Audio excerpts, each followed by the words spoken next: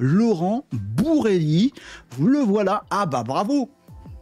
Figure majeure du SEO, Laurent, clairement, pardon, ça va te coller à la peau, cette étiquette, hein, mais moi, jusqu'à la fin, tu vas rester monsieur SEO, monsieur cocon sémantique, monsieur Black Hat, monsieur tout ça. Alors que non, tu n'es pas que ça. Enfin, je sais pas, tu vas nous dire d'ailleurs. Est-ce que tu peux commencer tout ça par nous dire comment tu te présentes aujourd'hui, en fait, à part comme ça, dans cet accoutrement, je veux dire. C'est quoi ton activité aujourd'hui? Comment tu te présentes? T'as raison. Ces 20 dernières années, j'ai très bien vécu du SEO. Ouais. Mais j'ai dit, je ne vais pas m'arrêter maintenant. Donc, on va aller all-in sur l'IA. Même si je jouais avec le machine learning depuis une dizaine d'années, Ouais. depuis 2024, c'est... Voilà, y a plus, mais quand tu dis faire all-in, ah ouais, il n'y a pas de plan B, tu as brûlé les bateaux, tu fais plus du tout de SEO ou tu es dans la vague GEO? Enfin, on en reparlera de la partie SEO, IA, etc. Mais aujourd'hui, tu te définis... tu vas me dire comment, d'ailleurs, t'es quoi? On m'a posé la question tout à l'heure, à moi, j'ai pas su répondre. T'es créateur de contenu, influenceur, businessman, entrepreneur, t'es quoi? Mais en tout cas, c'est dans l'IA maintenant. Je suis consultant. Consultant d'abord. Mon métier, mon cœur de métier. Je mets très rarement, voire même plus du tout, les mains dans le cambouis pour les clients.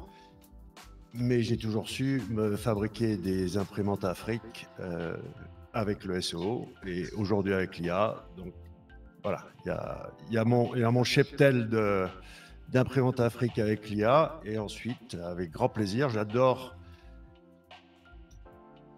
travailler avec les gens.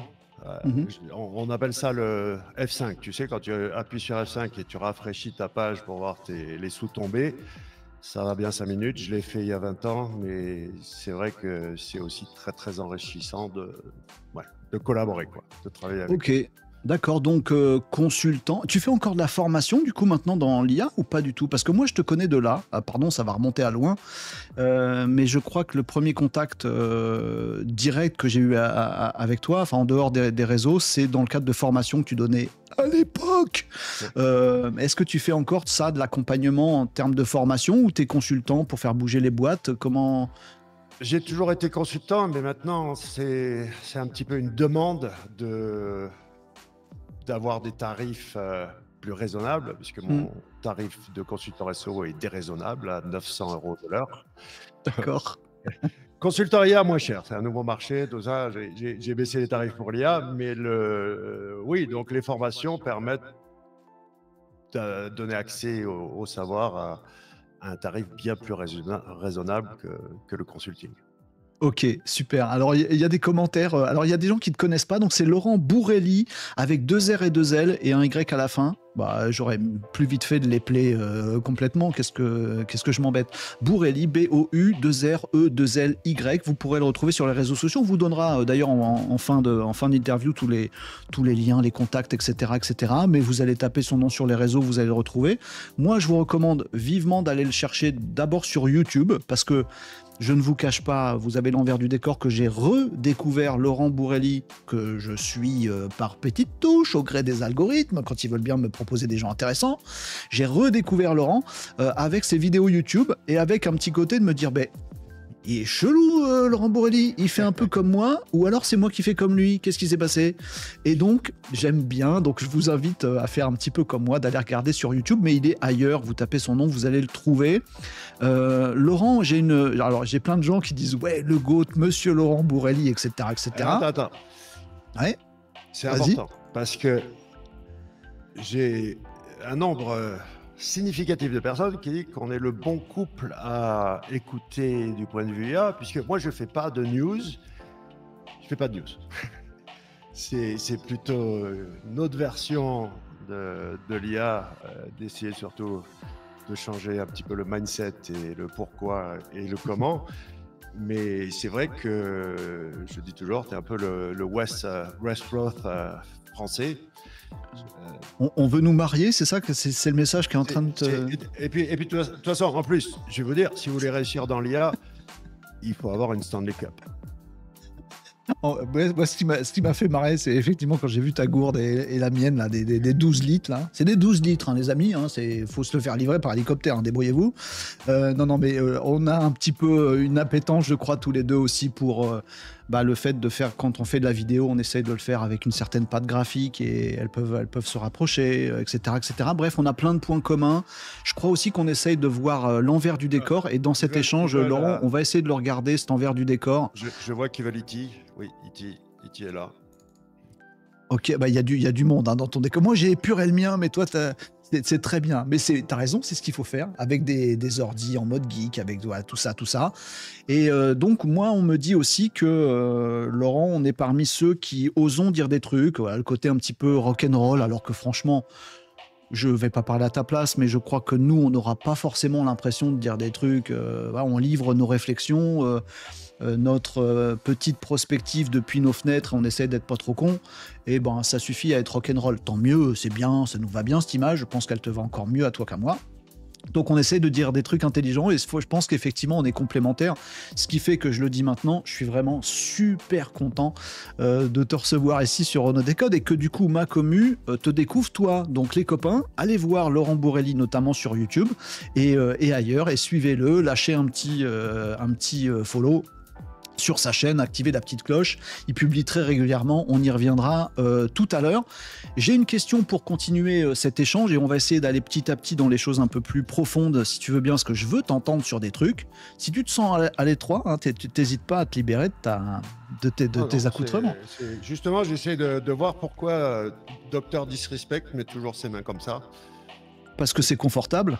Apparemment, ouais. Alors tiens, toi qui as l'air d'un parachutiste dans ta combinaison, et alors tu tireras pas sur la petite languette du micro, sinon ça va faire un éject. Comment tu parlais tout à l'heure de refresh et tout ça, juste par curiosité, tu me réponds si tu veux. Comment s'est forgé ton parcours? Parce que si je me gourre pas, j'ai peur de dire des bêtises, tu le diras à ma place, tu feras mieux les bêtises que moi, mais t'as fait tes débuts aux États-Unis, aujourd'hui t'es pas en France. On t'a connu dans plein d'aventures sportives, dans le SEO, cocon sémantique, dans l'IA maintenant, touche à tout, où il y a une ligne là-dedans. Comment tu t'es façonné au cours de ta vie pro, notamment, pour être à ce point impliqué dans l'IA aujourd'hui et et de faire ce que tu fais maintenant? Hacker. Ah ouais? Je suis un hacker dans l'âme. Toujours démonter les trucs, toujours essayer de comprendre. J'ai essayé de regarder si je l'avais sous la main, puisque j'ai retrouvé l'autre jour. Est-ce que tu sais ce que c'est qu'une yes card? Une yes card? Non. Une carte qui dit oui. Alors, s'il y a prescription, parce que ça remonte à la fin des années 90, début des années 2000. Mais oui, je pouvais programmer tout ce qui a carte A+, donc si tu voulais, notamment Canal+, mais aussi une CB pour retirer du liquide dans les distributeurs de supermarchés, ceux qui n'étaient pas reliés au de faire le plein d'essence, toutes ces... c'était... Bref, je viens du hacking et c'est via le hacking aussi que j'ai découvert le SEO, un site qui s'appelait Johnny I Hack Stuff et le concept des Google Docs, c'est-à-dire avec des requêtes un petit peu spéciales, tu peux trouver toutes sortes de choses sur Google, des accès à des serveurs, piloter des caméras de sécurité, bref, tout ce que tu veux. Et ça permettait aussi justement de trouver les fameux backlinks qui sont un petit peu le levier numéro 1 en SEO, le lien et le sang du web. Et un peu par hasard, j'ai participé à un concours de référencement. Donc, qu'est-ce que c'est? On te donne un mot-clé, en l'occurrence, c'était mangeur de cigogne. Ça, c'était printemps 2004. Et on avait 3 mois pour finir numéro 1. J'ai fini numéro 3, mais c'est pas grave, puisque en 3 mois, j'ai appris quoi et comment nourrir Google et mécaniquement arriver numéro 1 sur n'importe quel mot-clé. Donc, derrière n'importe quel mot-clé, il y a une imprimante Afrique. Impeccable. Alors plus, c'est marrant, t'es plus côté hacker au sens filouterie, entre guillemets, que hacker au sens bricolage, j'ai l'impression. Mais les deux sont marrants et sont proches et me vont. Le jour de la naissance de mon fils, en 2000, j'ai dit, OK, c'est bon, c'est rigolo, mais j'ai plus envie qu'un mec avec un badge et un gun arrive chez moi. Et donc, je suis retiré des affaires de... Tu t'es rangé des bagnoles. De tout ce qui est hors la loi. Ok, Et, ok, très bien. On n'y reviendra pas. De toute façon, je vais me faire ban avec ce truc. Ça va être non, vite non, fait, cette mais histoire. violer les guidelines de Google ou de TikTok ou de YouTube, c'est pas illégal. On peut trafiquer, on peut essayer de combattre les algorithmes. Il n'y a rien Ouais. d'illégal là-dedans. Mais après, ma ligne directrice est aujourd'hui juridique. Ok, super, ça marche. Alors, pour ceux qui te connaissent pas, je vous le dis rapidement et vous irez chercher de l'information là-dessus parce que c'est pas ce que j'ai envie de développer, mais Laurent est notamment connu comme étant l'inventeur, je sais pas si on le dit comme ça, du cocon sémantique. Le cocon sémantique, c'est en gros une façon de voir le SEO qui marchait, enfin le référencement naturel, pardon, qui marchait super bien, qui était super intelligent, qu'il a posé lui, il a posé les concepts en disant regardez, si on fait les choses comme ça intelligemment, ça le fait. Et puis juste derrière, il y a 90% des clampins qui se disaient experts SEO, qui ont dénaturé ce truc-là pour en faire de la merde. Enfin, c'est mon avis. Voilà. Mais le concept qui marche super bien et qui est bon, mais qui n'a pas été écouté par tout le monde, bah, c'est ce monsieur, Laurent Bourrelli, à la période SEO, qui l'a conceptualisé. Donc, vous voyez, c'est quelqu'un qui cogite, qui réfléchit, qui arrive à assembler les pièces du puzzle et vous poser quelque chose en vous disant, bah, vous voyez, c'est ça qui devrait marcher. Et je fais le pont avec l'IA. Parce qu'aujourd'hui, Laurent, tu nous parles d'intelligence artificielle régulièrement, il faut qu'on t'écoute. Et là aussi, j'ai le sentiment que tu es un peu dans la compréhension, limite hacking du truc, pour ensuite poser des concepts auprès des gens et leur dire, à mon avis, l'IA, elle va aller par là et ça marcherait mieux si on l'utilise comme ça. Et tu as toujours cette voix un petit peu rock'n'roll et j'ai peur que tu sois encore un petit peu mal écouté sur ces choses-là. C'est-à-dire que tu prêches dans le désert, t'es Don Quichotte, bah, j'ai la même impression. Mais j'aimerais bien que tu t'entendes sur le fait que, voilà, est-ce que tu penses qu'aujourd'hui sur l'IA, tu es en train de dire des choses marquantes en espérant que les gens écoutent un peu au moins ce que tu racontes pour avoir un chemin peut-être un peu différent et plus intelligent? Alors, pour ajouter au background par rapport au cocon sémantique, début des années 90 à New York, j'ai appris le branding, le marketing, à fabriquer des marques. Donc, le fait que le cocon sémantique soit la stratégie SEO numéro 1, c'est pas tout à fait un hasard. Le moment où je l'ai lâché, comment je l'ai lâché, donc j'ai rien inventé, j'ai juste formalisé quelque chose qui avait du sens. Et c'est la même aujourd'hui avec l'IA. Moi, je veux qu'on reste libre, qu'on trust no one. Très bien, le cloud, c'est mignon, c'est pratique, mais non. Le comportement qu'ont les gens vis-à-vis de l'IA est absolument malsain. Que ce soit le moteur de recherche, les réseaux sociaux ou l'IA, ce sont des suceurs de cerveau, ce sont des datavores. Et comment on fait pour rester libre? Je t'écoutais. D'ailleurs, tu étais dans ma tête avant-hier, puisque j'avais eu que 3 heures de sommeil la nuit. Donc, l'après-midi, je me suis mis à faire la sieste. Et puis, Renaud décode. Je m'endors avec Renaud décode. Je me réveille avec des codes de Renaud décode. Donc, tu m'as nourri le cerveau. Non, c'était hier. Et tu parlais du God Mode d'un gars qui avait donc jailbreaké ChatGPT. Sauf que moi, depuis des années, depuis Llama 2, en IA en local, j'utilise des uncensored modèles, voire même il y a uncensored premium. Et aujourd'hui, je suis en train de faire mon propre LLM avec ma vision, mon éthique est absolument non censurée.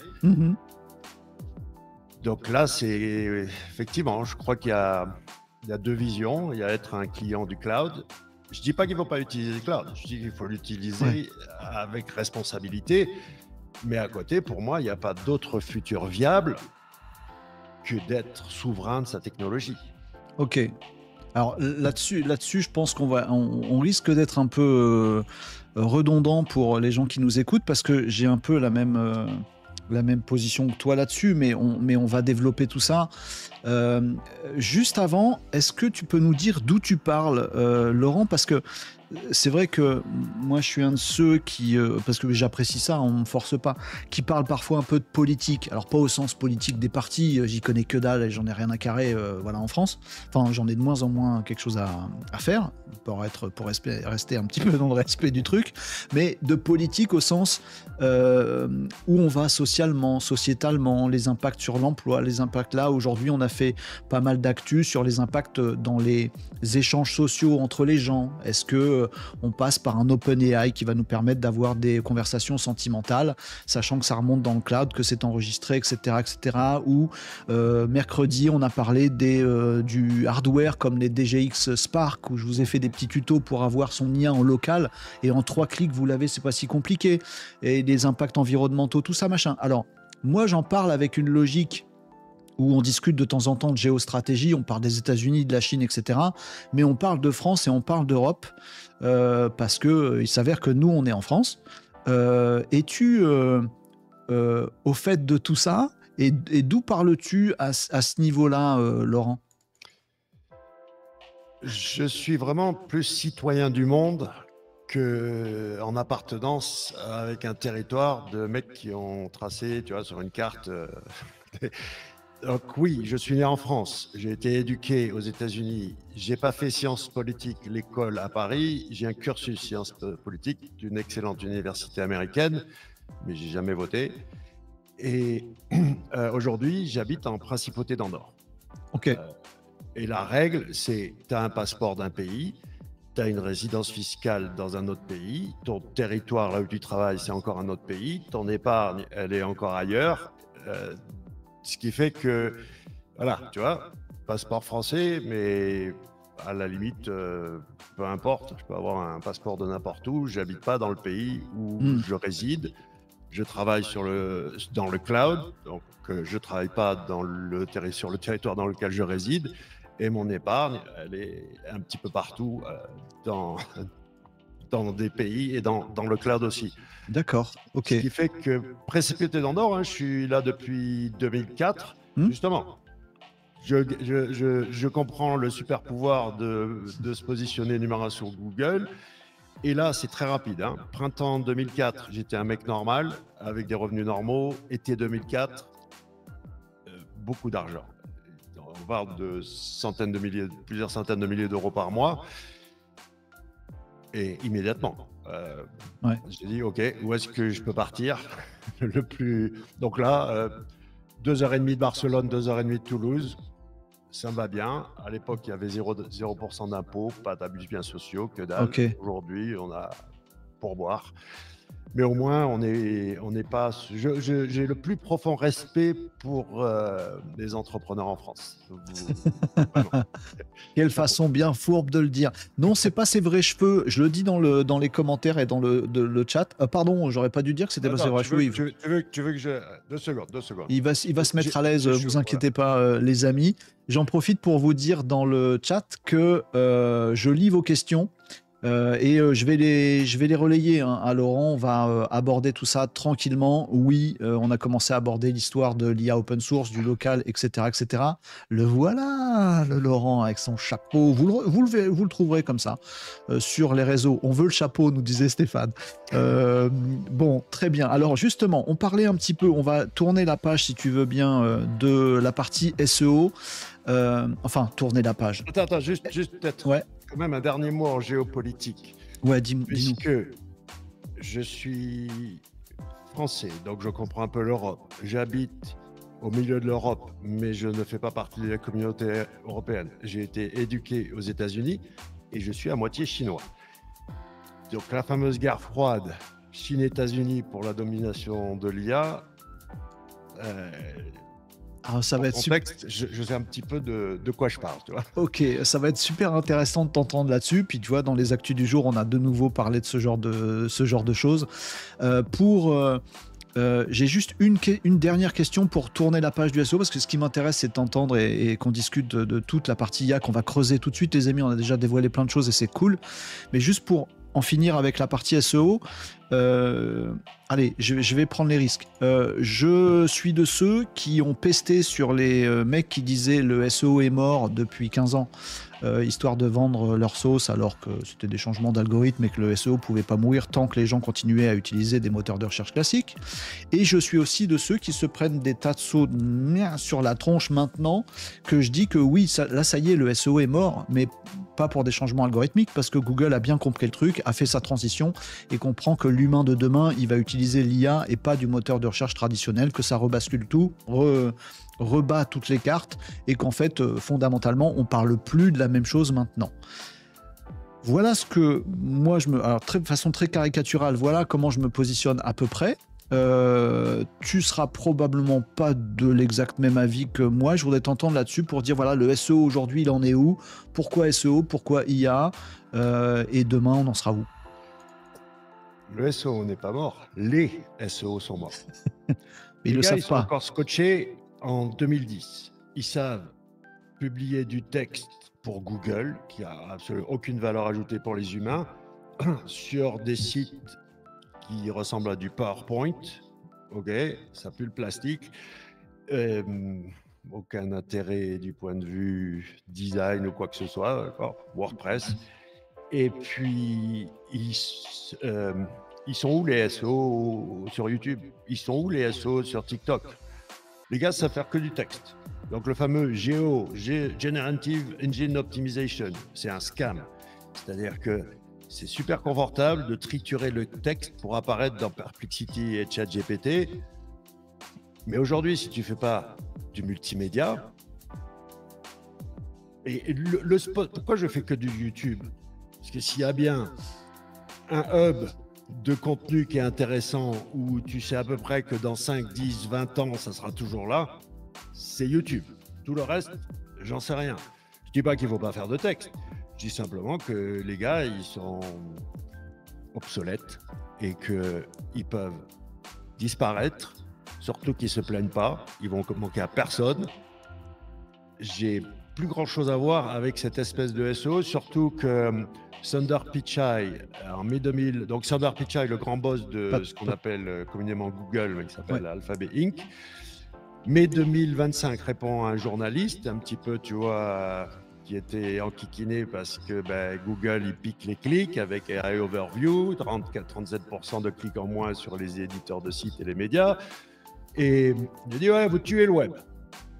Et Sundar Pichai, il dit, comment ça, alors tu le web? Depuis 2 ans, ils nous ont mis 45% de pages web en plus. Donc, c'était GPT-4. À l'échelle du web, 45% de pages web en plus. Ça, c'est tous les SEO, tous les médias, tous les machins. Ils ont appuyé sur le bouton, go, fabrique du contenu avec GPT-4. Et aujourd'hui, on est devant un désastre où, à mon humble avis, si tu n'es pas capable de faire du contenu qui apporte une valeur ajoutée supérieure à une réponse générée automatiquement par l'IA, alors abandonne. C'est pas la peine. Abandonne. Bon, et du coup, on va partager les sauts de bouse qu'on va continuer à nous lancer du côté des... Méfiez-vous, des experts IA, c'est souvent les mêmes qu'on voyait en experts SEO et qui ont été experts branding, etc. Le sujet est bien et vous avez besoin d'experts comme ça, mais faites attention à qui vous adressez, les amis, on le redit souvent. C'est du scam, hein. Je vous dis là, c'est vraiment de l'arnaque. Les SEO aujourd'hui, ce qu'ils vous vendent, c'est parce que pour être présent dans Perplexity, du Google ou ChatGPT, fais ce que Renault fait, construit une marque, fait le boulot, fait un bon site web avec plein de choses intéressantes dessus, soit en multimédia. Il y a peut-être que l'image que tu fais pas trop. Mais à part ça, il faut que tu fasses ta musique. Pourquoi tu fais pas ta musique d'ailleurs? Elle est où là? Et on est en train, mais c'est une histoire. J'en parlerai à un autre moment, mais t'as mis le doigt sur quelque chose. Pour l'image, non. Par contre, là, je suis pas raccord là-dessus. Enfin, je suis pas bon là-dessus. Mais il faudrait que je le fasse. Mais merci pour ce petit message face cam tranquillou, Laurent. Voilà, vous êtes sur Renault Décode. On vient de se faire des ennemis et on est content parce que il faut des ennemis qu'on mérite. Je viens du coup tranquillement glisser sur le terrain de l'IA. On y revient, les amis, et je lis vos commentaires, hein, pour les gens qui sont sur le chat actuellement. Je vois vos questions et je vais les relayer voilà, au gré de tout ça. Il y a des choses qu'on va aborder juste après. Starsky Hutch, je ne sais pas si la comparaison est judicieuse. Ils sont pas morts, Starsky Hutch, parce que nous, avec Laurent, on est vivants encore, hein, donc vous n'allez pas nous enterrer direct. Ils doivent être un peu fatigués s'ils sont pas morts. Bah, c'est vendredi, qu'est-ce que vous voulez, voilà, c'est ça. Donc, j'allais te lancer sur un sujet, voilà, pur IA.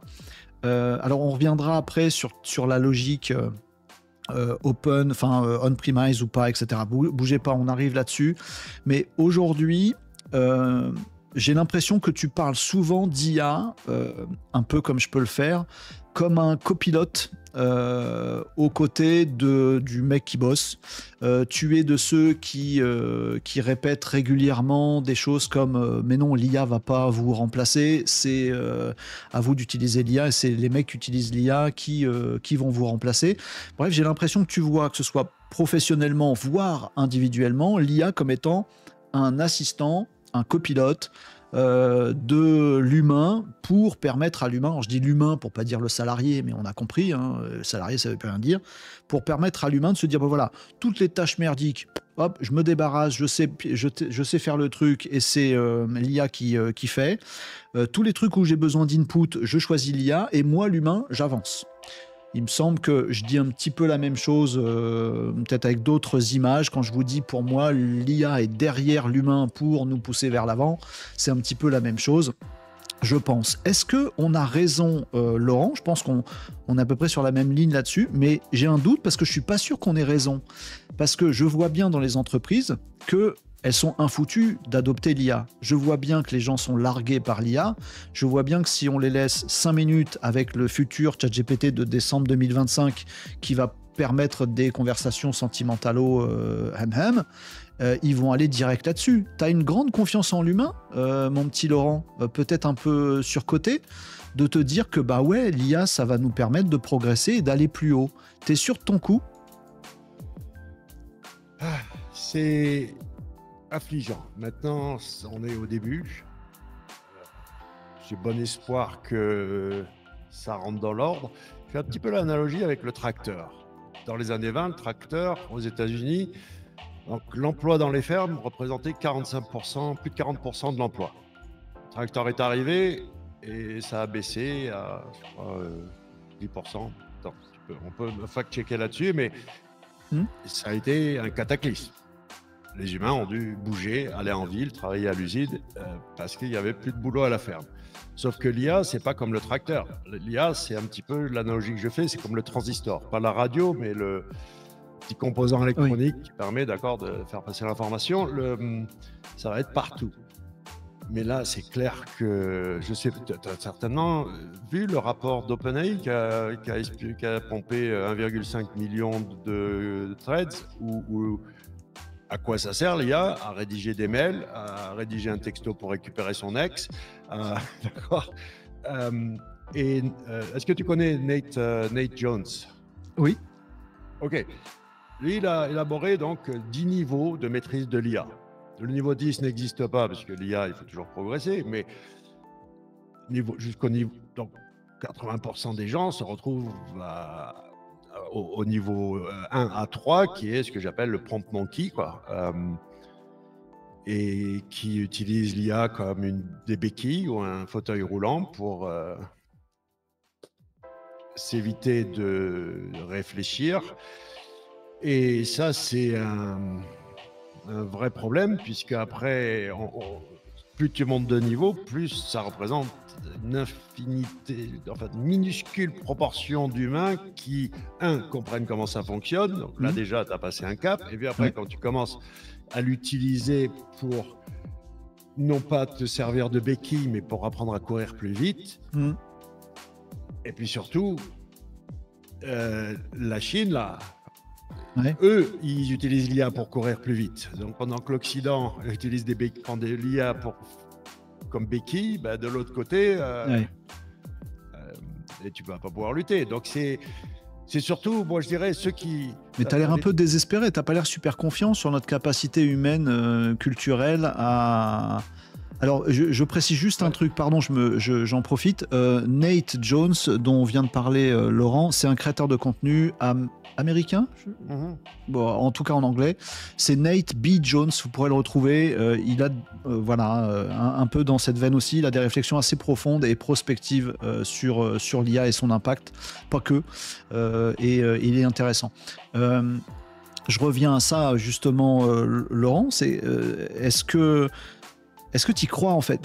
Alors, j'allais faire la vanne en Andorre, comment on dit? À Andorre, en Andorre, il doit y avoir 2 lycées, donc c'est facile de faire le tour pour s'assurer que les profs utilisent bien l'IA et apprennent à nos mômes à les utiliser.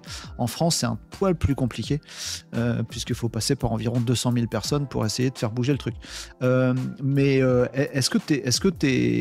est-ce qu'il y a de la lumière au bout du tunnel, à ton avis? Est-ce qu'on va arriver, que ce soit pour nos enfants, pour nous, parce que tu viens de dire, tout ça, ça dépend de notre niveau de compréhension logique de ça pour qu'on l'utilise pour avancer plus vite et pas pour devenir plus con.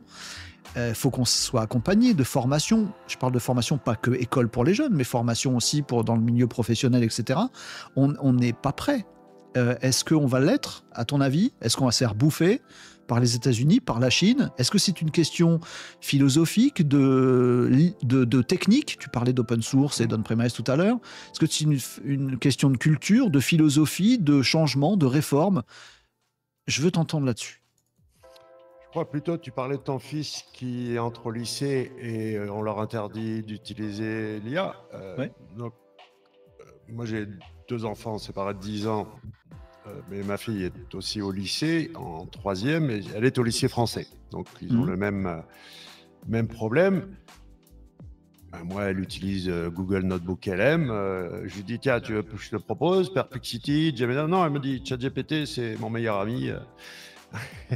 Et puis, de l'autre côté, oui, les profs ne veulent plus leur filer de devoirs parce qu'ils ont peur donc c'est que des interros sur place, parce que les devoirs, ils ont peur de l'IA.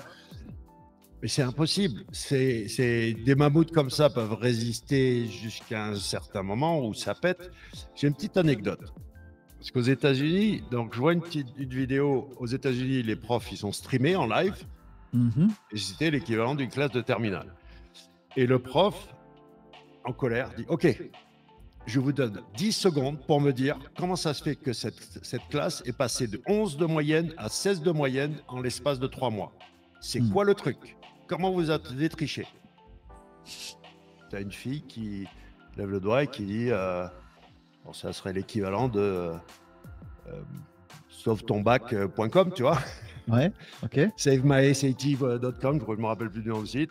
Un autre qui dit oui, c'est ça, sauvetonbac.com. Alors, le prof va sur son ordinateur avec le rétroprojecteur, va sur le site, il regarde, et puis effectivement, c'était un genre de RAG, enfin, Google Notebook LM version pour élèves.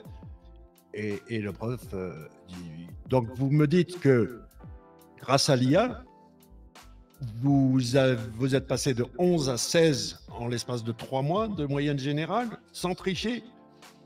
Oui, monsieur, c'est ça, on ne triche pas. Ça nous aide à mieux apprendre. Bah oui. Bon, et on y va là-dessus? Tu crois qu'on va réussir à s'approprier tous ces outils? Moi, je suis gêné par un truc, c'est que systématiquement, on parle des enfants. On a raison, c'est quand même... c'est l'heure de demain, donc bien sûr qu'on y fait très très attention, mais je pense que ça touche tout le monde. Un mec qui a 40 piges aujourd'hui, qui se fait lourder de sa boîte parce qu'on lui dit t'es mignon, avec mon copilote 365, j'ai vu que tu prenais 10 fois trop de temps à utiliser ton Excel alors que ton collègue il le fait 10 fois plus vite avec l'IA, donc t'es viré. Le mec il a 40 piges, il va pas retourner en seconde, tu vois, au lycée. Donc il faut accompagner. Est-ce qu'on va y arriver, ou est-ce qu'il faut se barrer? T'en fous, t'es déjà un peu ailleurs, toi, citoyen du monde. Est-ce qu'il faut faire bouger les choses très très vite? Est-ce que toi, tu te tournes... On comprend que tu as un petit avis, et je veux t'entendre là-dessus, sur les États-Unis et ce qui s'y passe par rapport à l'IA, à ce qui se passe aussi en Chine par rapport à l'IA, puis la robotique humanoïde. À ton avis, l'avenir, il est où dans tout ce bazar? Si on veut être le plus optimiste possible, alors tout va rentrer dans l'ordre et l'IA va créer plus de jobs, tu vas faire autre chose, ça va régler plein de problèmes et un problème un par un, par un, par un. Il n'y a pas cette super intelligence qui va pouvoir tout régler d'un coup. Donc, oui, tu peux pas lutter contre une IA pour cuire un steak, par exemple, ou cuire de la pâtisserie. C'est de la chimie. Il y a côte de bœuf, tu peux pas lutter contre une IA avec un thermomètre planté à l'intérieur du steak. C'est impossible. Donc, le cuistot, s'il fait... Peut-être qu'il va faire autre chose, il va bosser sur faire un peu plus de déco sur son assiette, j'en sais rien. Enfin, ils vont devoir s'adapter. Ou alors, on va être dans un monde avec ceux qui sont off-grid, parce que c'est ça aussi, c'est que tu parlais d'humanoïdes, donc les robots, mais toi et moi, on a zéro chance de lutter contre un humain avec la puce de Neuralink. Aussi. Dr. Red Disrespect, il est un des plus forts à Call of Duty. Il a zéro chance de lutter contre un mec qui a ni bras ni jambes et qui est équipé de la puce Neuralink, qui va jouer avec deux joysticks. Et toi, t'en as qu'un. Bon, bref. Donc, soit il y aura quelques milliardaires et les autres vont bouffer des cailloux. Il y aura l'apex de l'humanité avec ceux qui ont la puce dans le cerveau et qui vont dominer les autres. Et on est dans les scénarios de science-fiction les plus glauques. Ou alors, va y avoir une espèce de revenu. Pourquoi on a besoin de travailler? Mais je te voyais venir, mais de très loin. Alors vas-y, lâche le mot, revenu universel. Moi je dis que c'est pas possible, absolument impossible, il n'y a pas d'ordre mondial. Mathématiquement, c'est pas possible. Effectivement, mathématiquement, ça peut pas le faire. Ou alors, il va falloir être un petit peu plus frugal, d'accord? Tu pourras pas avoir autant de bling-bling. Et qu'on soit tous frugaux au même niveau partout sur la planète. Ouais. Donc, c'est mathématiquement, c'était Raymond Aron dans un bouquin qui s'appelle Les désillusions du progrès, qui dit qu'on peut toujours, on est frustré de ne pas avoir accès au nouvel iPhone 17. Il le faut, et en plus, il faut la version Pro parce que c'est mieux. Mais après, peut-être que les gens seront obligés, puisque s'ils sont inutiles, ou alors il va falloir se débarrasser de plein d'humains, parce que tu ne sers à rien, ou alors, effectivement, il y aura suffisamment d'abondance grâce à l'IA qui va améliorer l'agriculture, qui va les gadgets vont coûter que dalle, puisque ce sera les robots qui les fabriquent. Et à partir du moment où tu as à bouffer, où tu as un toit et que tu as ton quota de gadgets, est-ce que tu seras tranquille et sage?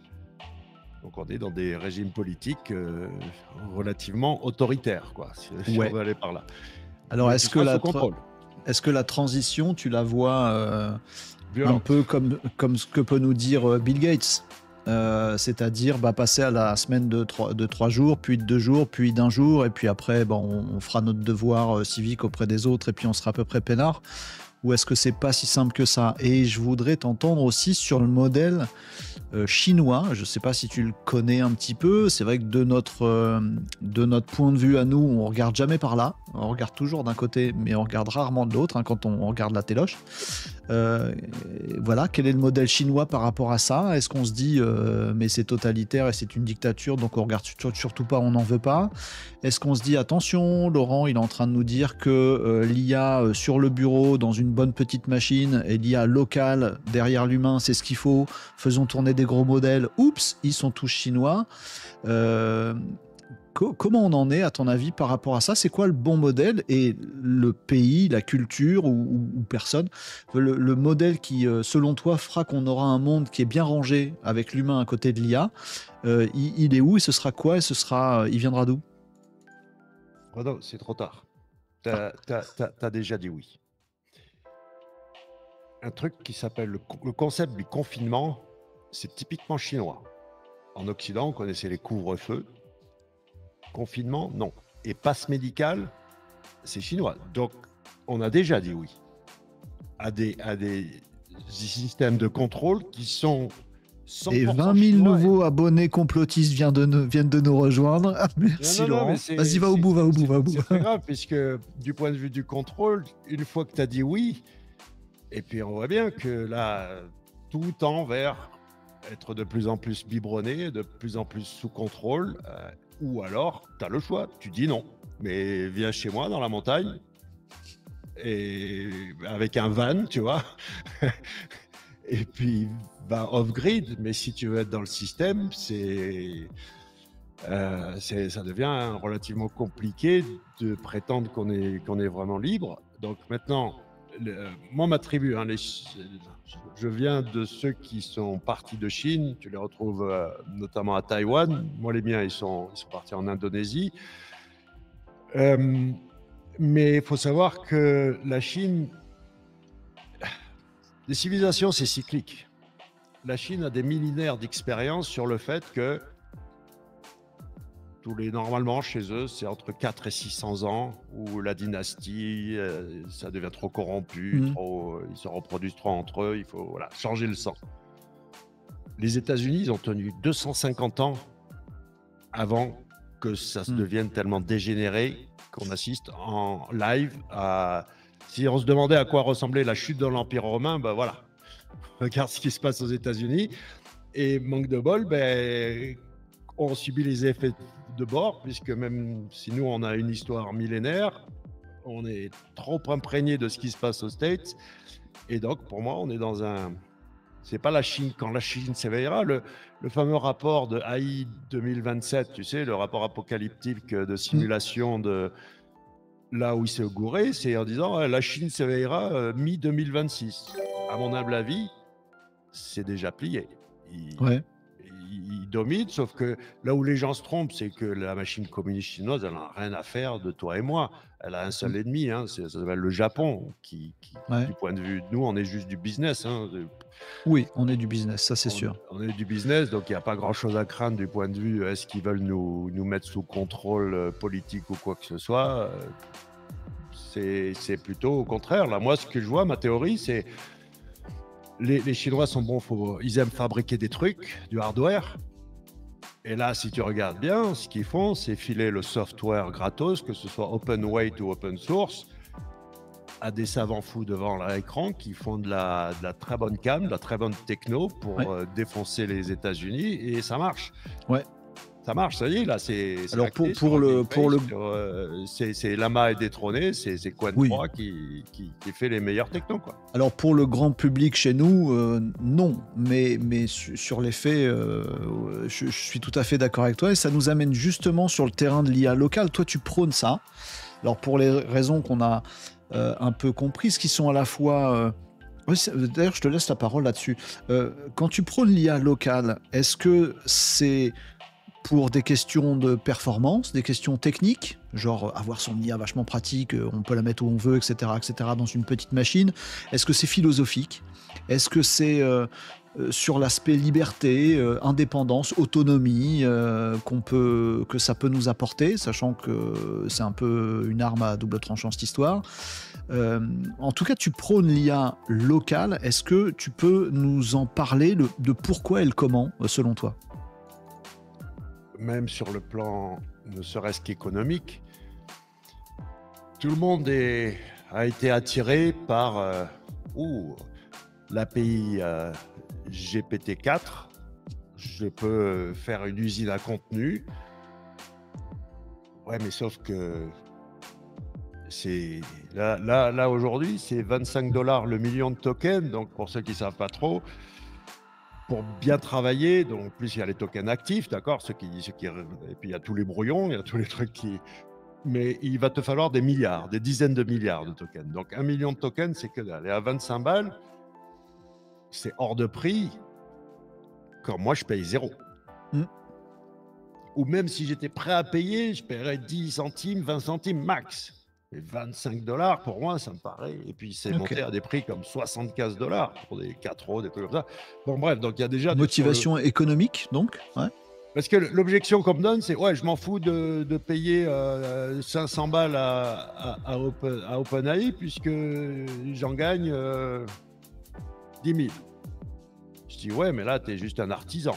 Quand tu commenceras à dépenser 5 000 par jour, peut-être qu'il va falloir que tu revoies un petit peu ton modèle économique. Et de l'autre côté, moi qui paye 0, imagine les tarifs que je peux pratiquer si je vais en frontal contre toi. Tu n'as même 0 chance de lutter. Maintenant, c'est clair que Le cloud, c'est pratique, c'est facile. Tu t'abonnes, tu vois, maintenant, avec plus.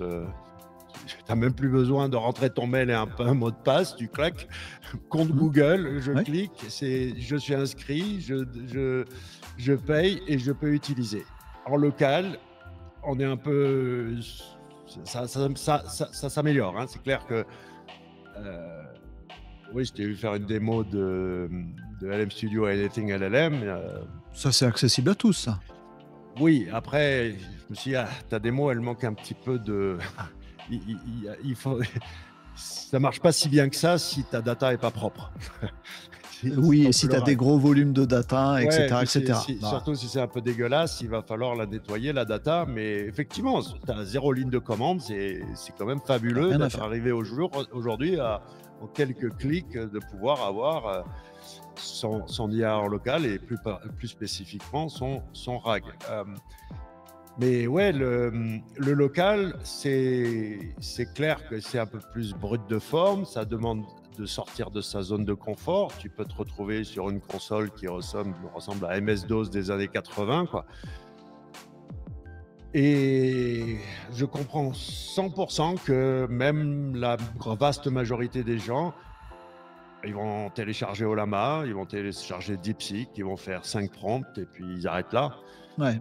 Les chiffres sont effarants, hein. J'avais fait quand même le tour de Reddit, de Hugging Face, tout ça. Donc, selon le syndicat à la police, c'est quand même entre 500 000 et 2 millions de gens qui font des choses en Ouais. local. Ça ne fait pas beaucoup au monde. Non. Au Ah monde. ouais, c'est clair. Après, il y a un gap, à mon avis, Laurent, là-dessus, et je veux bien t'entendre sur cette partie-là, c'est qu'aujourd'hui, enfin depuis quelques mois maintenant, j'ai l'impression que la bataille ce que j'appelle moi les GOMAX, pour les différencier des GAFAM, donc en gros les gros éditeurs d'IA, hein, Google, OpenAI, Meta, Anthropic et xAI, les GOMAX, en fait, ils en sont à une bataille qui est davantage sur le terrain de il faut choper de l'abonnement, de la rétention, des mecs qui vont prendre l'abonnement, plus se rendre compte qu'ils le payent tous les mois et donc ils restent dans ma boutique pour pas qu'ils aillent ailleurs. Et ça se fait davantage depuis quelques mois, non pas sur la qualité du modèle. Alors à l'époque, on avait des modèles foireux, bah, les gens essaient de voir s'il n'y avait pas des LLM un peu moins foireux et choisissaient comme ça. Maintenant, ils sont clairement tous bons. Alors, bien sûr, il y a toujours des nouveautés qui sortent et qui sont encore meilleures, etc. Et on en parle régulièrement, mais on est plus, à mon avis, sur le terrain de la fonctionnalité. Ah, regardez, vous avez maintenant intégré dans votre chat GPT une IA d'image qui vous permet de vous mettre en petite figurine sous blister. You, plein d'abonnés qui déroulent là-dessus. Mais sur le terrain de la fonctionnalité, pas de la puissance du modèle, ni de son utilité intrinsèque, ni de sa performance, ni tout ça. Donc il y a une bataille de la fonctionnalité, le mode projet, le mode, enfin bon, les gems, les GPTs, les machins, les bidules, les trucs que vient de sortir Claude. Aujourd'hui, là, les skills dans Claude, etc. Tout ça, la mémoire, tout ça, c'est des fonctionnalités.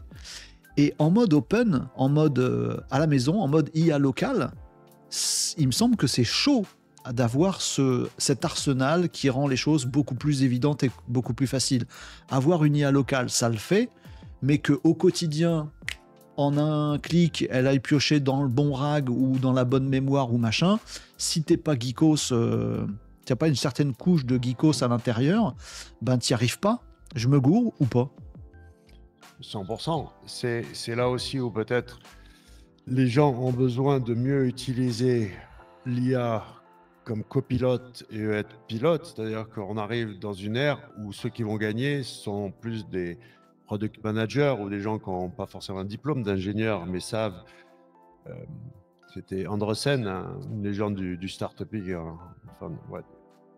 aux États-Unis, qui disait de maze labyrinthe, c'est-à-dire tu as une idée, tu dois naviguer dans le labyrinthe. Mais je sais pas, moi j'utilise par exemple beaucoup Google AI Studio, et puis même en plus c'est en vocal, tu parlais d'interaction. Ouais. Je crois que le grand challenge là, ça va être plus d'interagir avec la voix que tapoter au clavier. Ça on appelle itération, c'est mon grand mot, c'est-à-dire que il n'y a pas d'échec. C'est une leçon apprise. Bien sauf sûr. que les gens, ils voient ça comme des échecs, ils arrêtent, alors que non, tu dois être capable de dire, OK, là, je suis arrivé dans un cul-de-sac, la prochaine fois, je saurai que quand l'IA m'amène vers là, je lui dis, non, repars vers là, mais c'est qu'une tous, on est au même niveau. C'est simplement qu'on a un peu plus l'habitude de l'itération et qu'on sait qu'il faut faire les heures et il va falloir se taper des cul-de-sac et l'échec. Et ouais, et que ça nous éclate de prendre des murs parce qu'on se dit Ouais. ça va être génial le moment où on va passer Ouais. à travers, mais ça nous fait pas peur. Mais t'as raison, c'est tout le mindset qu'il faut changer. J'en profite pour aller allègrement sur ces modèles d'IA parce que en gros quand on a ces machines qui sont en train d'arriver pour avoir facilement de l'IA locale, on a parlé de DGX Spark qui est commercialisé depuis cette semaine et d'autres bécanes qui vont arriver demain ou un gros PC de gamer et vous faites tourner très bien aussi certains modèles. Sauf si vous avez des gros rags, ça ne pourra pas le faire. On se retrouve avec soit des petits modèles américains qui sont des gros éditeurs américains, des Llama, etc., ou des Gemma qui nous viennent donc de chez Meta ou chez Google. Et c'est des tout petits modèles faits pour être plutôt sur du petit, intégré sur des petits trucs robotiques, de la domotique et des choses comme ça. Soit à l'autre extrême, les Chinois dont tu parlais tout à l'heure, qui font des modèles énormes, hyper performants, qui marchent bien et qu'on vous donne comme ça, et vas-y, éclate-toi. Au milieu, il y en a qu'un, et il s'appelle Mistral. Qu'est-ce que t'en penses ? En toute transparence, t'as le droit de dire du mal, on n'est pas sponsor.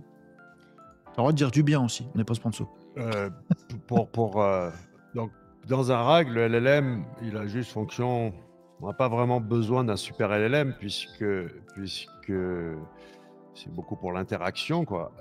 Et Mistral 7B est le choix que je privilégie pour le RAG, voire même aujourd'hui, je suis passé plus à Magistral, qui est Ouais. 20 milliards, un petit peu plus de raisonnement, tout ça. Donc oui, Mistral, j'adore. En plus, il comprend très bien le catalan. J'aime le principe ouais, de c'est Andorre, vrai. c'est catalan, donc déjà il y a ça. Mais déjà, je voudrais revenir sur le Spark de NVIDIA. Parce que la puissance de NVIDIA, moi je suis plus sur Mac, donc choisis ton poison, mais c'est assez dangereux d'avoir un acteur aussi puissant que NVIDIA. Et je regarde les specs et je me dis, ok, à 3000 balles, Renault va en acheter un, plein de gens vont en acheter un. Je suis pas ingénieur, mais tout ce que je sais, c'est que moi, j'ai besoin de bandwidth, de bande passante. Parce que, non, c'est pas le Blackwell, comment ils appellent leur processeur de l'espace, là. Bon, ils ont un super CPU et puis ils ont repris un petit peu l'architecture Apple unifiée CPU, GPU. Sauf que la bandwidth, elle est misérable, 273 GB par seconde. Un Mac Studio Ultra, c'est 3 fois ça. Une RTX un petit peu, je crois 5090, on doit être aussi à... Donc, ce qui fait un goulet d'étranglement, c'est-à-dire tu peux avoir le meilleur GPU, CPU de la Terre, si tu n'as pas la bandwidth, alors ton truc, il est en train d'attendre que la data, elle arrive. Et d'avoir une boîte aussi puissante que NVIDIA qui file aux gens une boîte aussi attrayante que ça pour un tarif aussi attrayant, mais du coup, tu vas quand même être limité dès que... Alors, pour 80% des gens, ça va le faire, quoi, mais dès que tu vas vouloir... Alors effectivement, tu as raison, c'est peut-être un bon premier prix d'entrée pour s'amuser, mais dès que tu vas vouloir jouer sérieusement, tu vas être sérieusement limité avec cette bandwidth, à moins qu'ils aient trouvé un truc... Non, mais je te rejoins. D'ailleurs, j'en profite pour dire à tout le monde, hier, il y a eu un workshop du club VIP Renault Décode. On fait des lives privés où on se réunit en petits groupes. Et du coup, j'ai des gens qui s'y connaissent vachement plus que moi dans certains domaines de l'IA, qui échangent avec des mecs qui ont envie de découvrir. C'est vachement bien, les workshops Renault Décode. Allez-y, mangez-en, c'est super. Et il y avait une salle où ça parlait de geekery et où justement on comparait, je vous invite à le retrouver sur Renault Décode, renault-décode.fr, des gens qui ont vraiment poncé le sujet, proposé, j'arrive pas à retrouver le nom du matériel, en l'occurrence chinois là pour le coup. Aidez-moi dans les commentaires si vous avez le truc, s'il vous plaît. Une sorte de gros PC enfin mini PC, mais à l'intérieur gros PC, hyper optimisé, qu'on peut mettre en série. Et qui permettent de délivrer beaucoup plus de puissance avec plus de bandes passantes que le DGX Spark, Ouais. et le truc est chinois et avec des composantes qui viennent d'un peu partout, de l'AMD ou autre. Donc ça existe déjà, mais la puissance marketing, commerciale, présence de Nvidia Ouais, auprès d'absolument tout le monde fait que bah, ils coupent toutes les branches avant de ouais, monter à l'arbre, c'est ça, quoi. c'est ça. Donc là encore, t'as dit choisis ton poison tout à l'heure. Bon, Donc après, l'IA en local, il faut quand même savoir par rapport aux modèles, les gros, les petits et Mistral. Le problème, c'est qu'on te pose toujours la même question. Ouais, quel modèle je dois oui, utiliser? Quel est le meilleur modèle pour... Ça n'existe pas. Si quelqu'un vous dit ce LLM, c'est le meilleur, alors c'est un gros red flag. ça dépend Ben, de ce que tu veux faire. de l'usage, on est d'accord. Ça dépend de l'objectif. Et effectivement, je crois que ceux qui vont gagner sont ceux qui vont arriver à même mon objectif de fin 2025, début 2026, c'est mon propre LLM. Là, je suis Ah ouais? pre-training, fine-tuning, value learning, Cool. parce que ce qu'on appelle l'aura, là, de juste faire des patchs de personnalité, ça suffit Ouais. pas. Il faut vraiment en amont essayer je veux pas un LLM made in China ou made in Silicon Valley. Donc oui, je vais, en l'occurrence là, je suis sur Mistral, mais le faire à ma main avec. Super. Et donc, j'aimerais qu'on ait, en fait, chacun son. Le RAG suffit pas. Le RAG suffit pas. Le Ouais. RAG c'est bien, mais je fais ça depuis fin 2024. J'ai fait le tour. C'est bien, c'est obligatoire. Il faut ça en complément du LLM, mais je pense qu'il faut Mmh. aller plus loin en ayant chacun son LLM. Mais à mon humble avis, on va aller dans l'hyper spécialisation. Comment il s'appelle le petit LLM là qui a fait des bons benchmarks, qui fait 7 millions de paramètres? THM ou T. Ah, je l'ai pas. Euh, 7 millions de paramètres. Alors là, bon, c'est que résoudre des puzzles, hein, d'accord? C'est Ouais. facile sur les benchmarks, mais là, on est sur les trucs à 7 millions de paramètres où le truc, il est efficace. Ouais. Mais comme on doit résoudre, vous voulez une astuce pour gagner de l'argent avec l'IA? oubliez Internet. Allez résoudre des problèmes de la vraie vie. Bah oui. Pourquoi elle n'a pas une puce IA, ma Stanley Cup?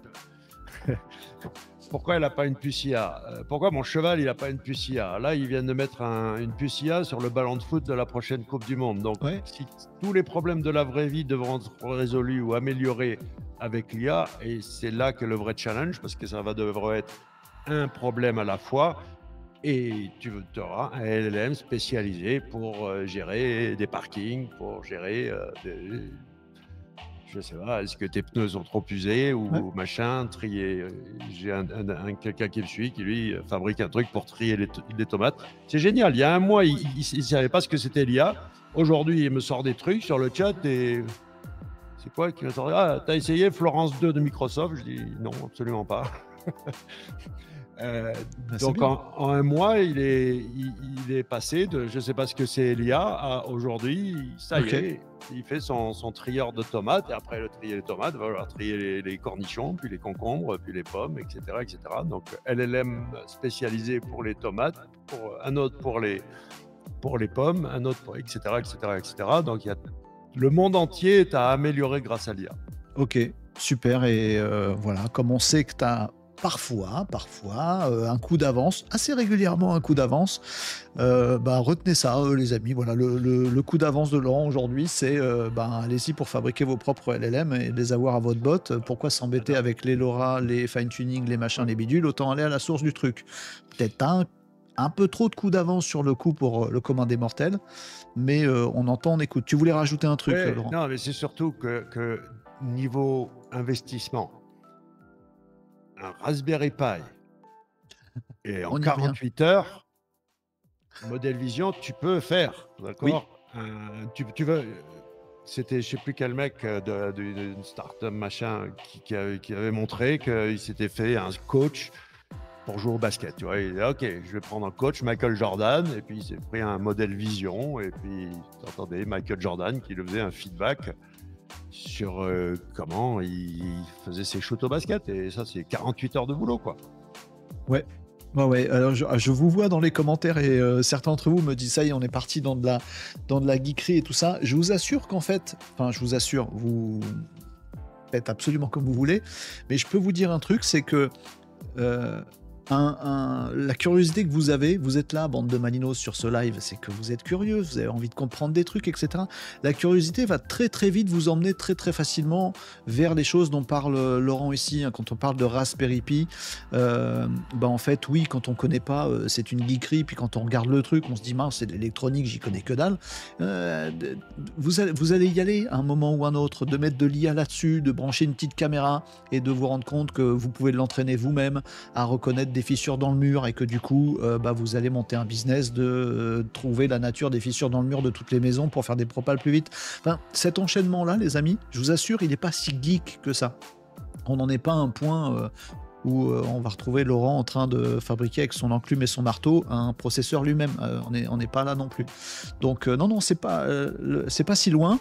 Et Laurent, j'en profite, je vois l'heure qui tourne, j'en profite pour du coup te demander, avant que toi t'aies créé ton IA, je veux bien tester, hem, ton LLM, c'est quoi ton stack, commun, actuel, ton stack du quotidien? Quelle IA tu utilises? Quel service? Est-ce que tu utilises des services ou est-ce que tu es à fond sur ton IA local RAG et tu fais tout dedans, du coup notebook LM pas besoin? Est-ce qu'au contraire, si, si, bien pratique? Qu'est-ce que tu utilises dans l'IA aujourd'hui? Images, vidéos, texte? C'est quoi tes outils, tes conseils, tes recos préférés? Ce qui a tout changé, j'ai eu mon aha moment, c'était QWQ qui est aujourd'hui Qwen 3, Ouais, puisque à l'époque, ça m'a demandé 3 à 5 fois plus de contexte.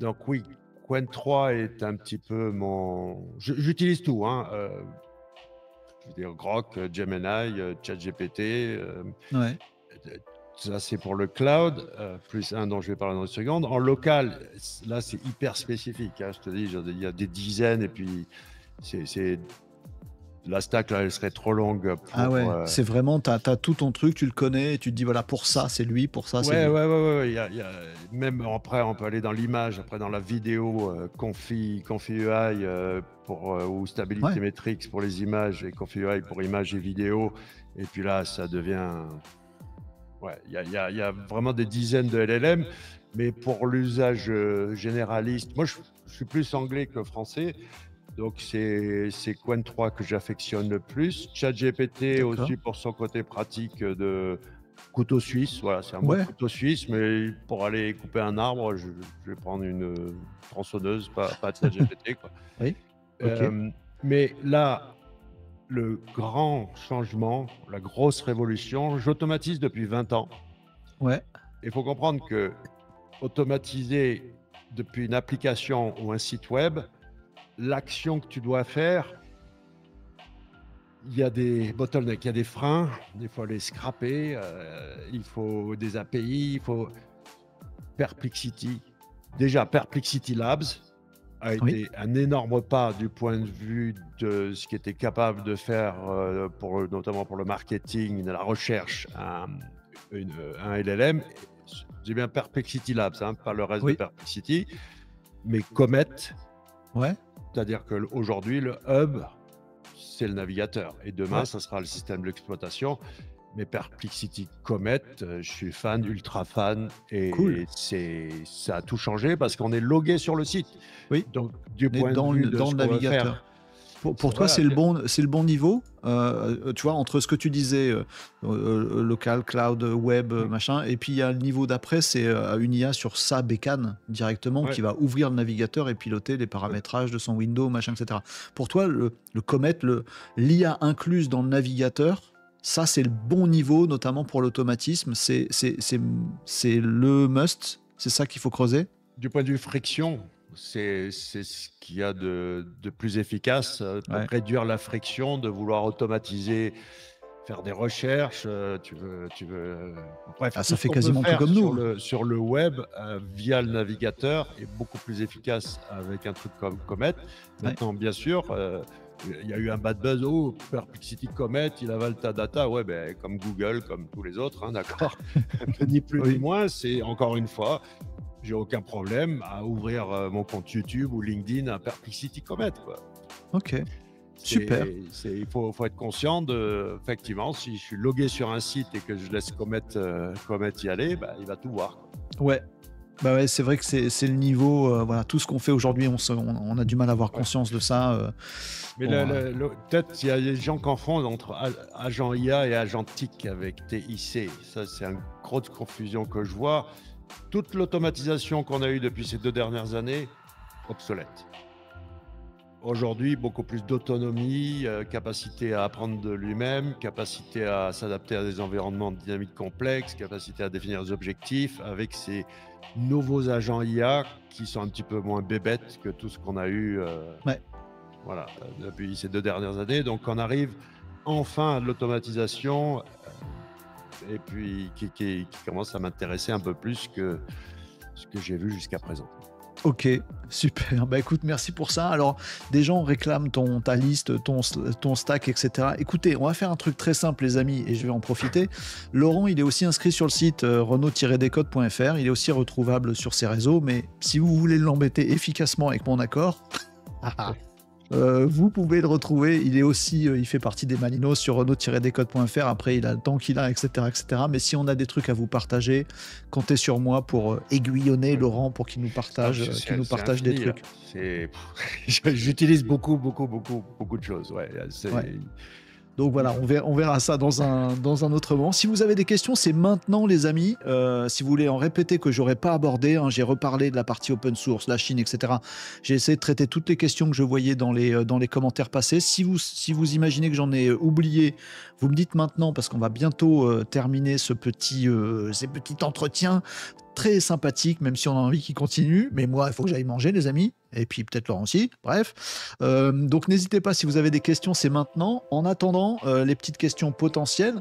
Laurent, on te retrouve pourquoi? On te retrouve où? Si on veut échanger, suivre tes aventures, te regarder. Je parlais de ta chaîne YouTube, il n'y a peut-être pas que ça, c'est peut-être pas le truc que tu veux mettre en avant. Où est-ce qu'on te retrouve? Si, on peut mettre en avant la chaîne YouTube, hein. Tous les jours, je publie une vidéo. Ce que je fais, c'est en fait, moi, je suis un vieux podcasteur. Je suis un vieux podcasteur freestyle et effectivement. Tout le monde a vu que tu m'avais pointé du doigt. Comment te dire, donc, je documente. Ce que je fais sous travers de contenu, c'est en fait documenter mon cheminement dans l'IA. Donc oui, ma stack logicielle, elle est pas mal, elle est pas mal inscrite sur tous mes contenus YouTube. Et honnêtement, après, pour me retrouver, oui, je suis sur TikTok, je suis sur Instagram, je suis sur X, Okay. je suis sur. T'es en live aussi parfois, Laurent? Je fais en live, mais moi, je ne pourrais jamais faire ce que tu fais. Bah, tu le fais déjà. Non, parce que de donner rendez-vous à heure pile, à jour Ah fixe, ouais. moi, j'ai la capacité, j'ai la chance, parce que je fais ça depuis 2010, ils sont habitués, j'appuie sur Go Live et les gens arrivent. C'est un luxe énorme, mais effectivement, c'est pas. Et ben voilà, on te retrouve. Il faut veiller, et puis c'est la course à celui qui va être le premier. Il y a aussi justement ce challenge d'être le premier arrivé dans le chat. Ça j'ai laissé tomber très très vite au tout début d'être le premier, tout ça machin. Donc d'être le premier sur l'actu, je préfère qu'on parle des choses profondément et je suis tellement ravi voilà, qu'on ait trouvé ce petit créneau tous les deux pour que tu viennes discuter avec moi ici. Comme ça permet voilà, à tout le monde ici de te découvrir. C'est un mec à suivre, hein, vraiment, Laurent. Voilà, j'ai vu certains dans les commentaires dire dis donc, effectivement, c'est rock'n'roll, là, les mecs, etc., etc. Ça va vous faire comme à moi. Laurent, c'est-à-dire que on a potentiellement nos petites dingueries, nos petites aspérités passées dessus. Et on espère qu'on a du fond. En tout cas, pour Laurent, je vous le garantis. Donc, allez le suivre, allez le retrouver. Écoutez ce qu'il raconte. Écoutez comment il le raconte, pourquoi il le raconte. Et du coup, je vais me permettre de faire une dernière question qui est le relais de ce que vous m'avez dit et un petit peu un assemblage de ce que vous êtes en train de me dire pour terminer. Laurent, il y a des questions sur quel est le prochain move selon toi de l'IA ou quelle est l'avenir, selon toi, de l'IA? Quel est le prochain truc auquel il faut s'intéresser? Dans 10 ans, mon boulot, ce sera quoi, etc. Est-ce que tu peux nous faire un petit, allez, une petite séance futurologie, boule de cristal de Laurent Bourrelly? À ton avis, on va où dans ce monde peuplé de, je ne mets pas que l'IA, web, IA, digital tech, plus l'humain? C'est quoi demain, à échelle 5 ans? Il se passe quoi? On en est où? Dis-nous ce que tu vois dans la boule de cristal. Les robots, pas tout de suite. Mis à part des servants, des serviteurs, les robots style Terminator, on est bien plus loin que 5 ans. La puce dans le cerveau. Ça y est, c'est fait. Il y a des humains qui ont la puce dans le cerveau et ils vont représenter l'apex de l'humanité. À 5 ans, on pourra en reparler de est-ce qu'on s'est fait greffer ou pas. Mais là, ça, oui, à 5 ans, c'est ça. Avant ces 5 ans, oui, la guerre froide entre la Chine et les États-Unis, choisis ton camp, camarade, ou alors, comme moi et Renault, on s'en fiche, on prend le meilleur des deux mondes, et puis chacun pour soi. Mais surtout, moi, ce que je dirais, c'est ensemble. Hein. Ouais. Restez rassemblés autour d'une communauté, entraidez-vous.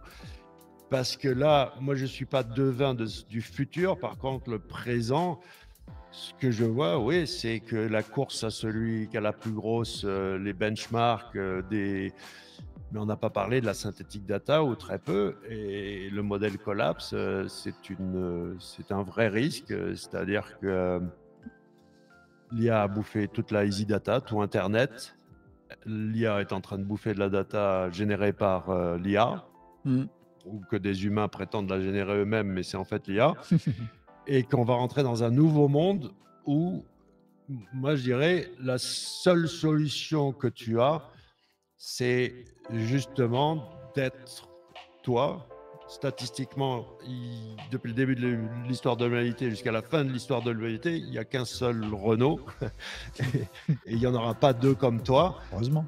Et si tu continues de faire ce que font les autres, c'est-à-dire de copier 90% des initiatives IA aujourd'hui, sont des rappers, des remixeurs, alors que si tu peux, je te dis, prendre un problème à la fois, changer ton monde, améliorer ton monde, faire ce qui est bien et toujours bien, tu vas trouver la clé. Comme l'a dit Renaud, la geekerie, non, c'est pas si dur que ça une fois que tu y es, honnêtement. Et puis l'IA est là pour t'aider justement. Bien sûr.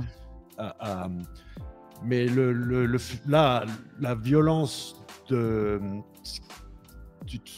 cyclone qui va s'abattre sur l'humanité, je sais même pas pourquoi, c'est encore tranquille, mais ça s'accélère de plus en plus. Et gare à tes fesses, sois un humain augmenté intelligemment, parce que ça va être impitoyable. Mais c'est ça. Là, à 1 an, c'est surtout le gros carnage. À 5 ans, ça va être les organiques contre ceux qui sont augmentés.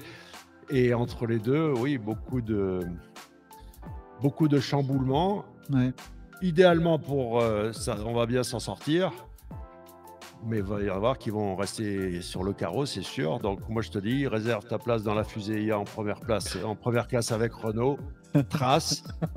Et à la limite, soucie-toi de ton monde, de tes proches, ce qui se passe ailleurs. Écoute, chacun pour soi, quoi. Génial.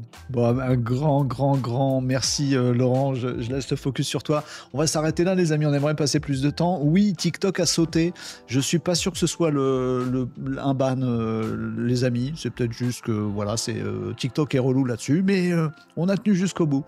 Avec les deux papiers rock'n'roll, on a réussi à tenir sans se faire ban d'ailleurs et c'est plutôt cool. Merci à tous pour vos encouragements, c'est sympa. Désolé, je m'arrête là parce qu'il n'y aura pas d'autres questions, sinon on va passer l'après-midi ensemble, on a d'autres trucs à faire, mais peut-être qu'on se refera des trucs. Je tends maintenant, il faut que tu viennes chez moi. Voilà, et on se retrouvera chez Laurent. Je suis invité, chouette, c'est super. Un grand merci, Laurent, pour ta présence ce midi. C'était passionnant de discuter avec toi. Ouais, j'ai kiffé. Un grand merci à toi. Juste, je vous le dis comme ça un petit peu en off, les amis. Merci pour vos plussoiements sur Twitch.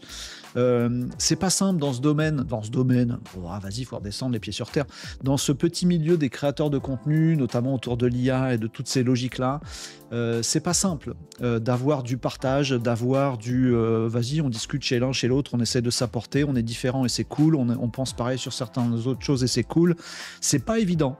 Là, on a l'impression que Laurent Bourrelli, c'est super, c'est génial, c'est magnifique, il a su venir, on pourra voir tous les autres, mais prenez-vous.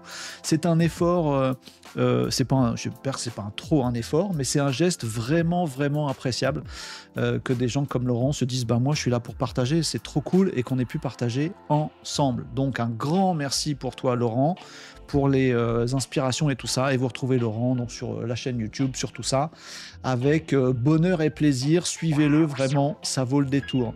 Je te salue, Laurent. Merci beaucoup. Merci pour l'invitation. Bon appétit.